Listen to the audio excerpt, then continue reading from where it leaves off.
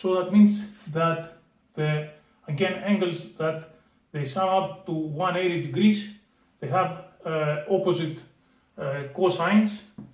And let's say also you have to find, let's say you want to find the sine of this angle here.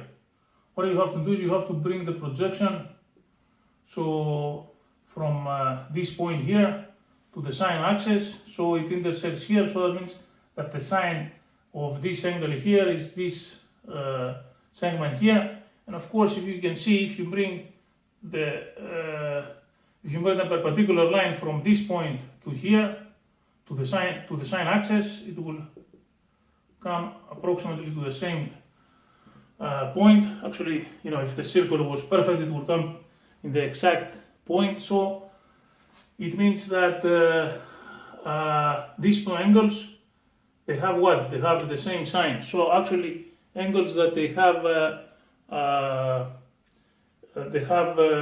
angles that their sum is equal with 180 degrees. They have, as we see, opposite cosines and the same sine. I mean, let's say also, you have this and this angle. So I mean, let's say you have this angle here now. Let's say this here. And you want to find the cos and the sine of this angle. So you see that, I mean, in order to find the cos and the sine of this, what we do is you bring from this point the perpendicular to the cos axis.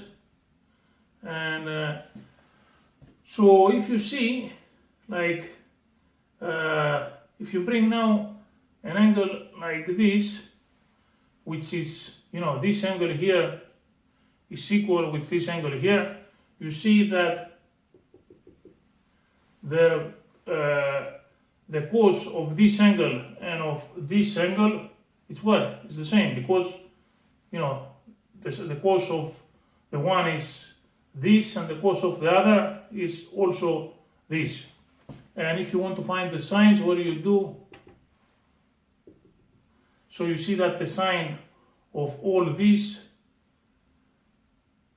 it's this segment here, from here to here, and the cos of this here, it's this segment here. So you see that they're equal, just the one is on the positive sign and the other is in the negative. So that means that the signs are opposite. So that means that angles that sum up to 360 degrees, they have the same cos and opposite signs. So this way you can play around the unit circle and like measuring these segments. And of course, the more accurate is, the more perfect is your unit circle, the easiest is to see these relations.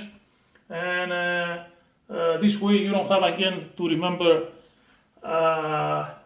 all these rules that relate angles among themselves. I have cos, sine, and of course tangent of A. I mean, of course, the tangent is, the tangent, if you have the right triangle, it's the opposite over the adjacent.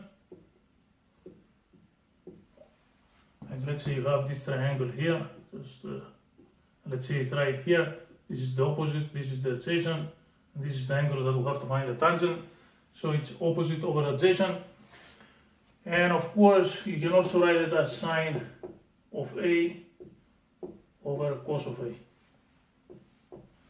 And with this, I can just give you few problems to do, and I will give you the solutions. I will show you the solutions on the next lesson. So let's find what's the cos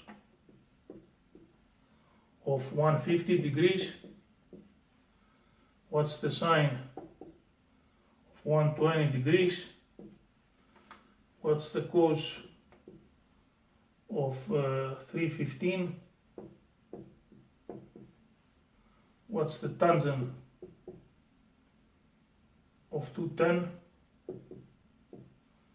and finally what's the tangent of 270.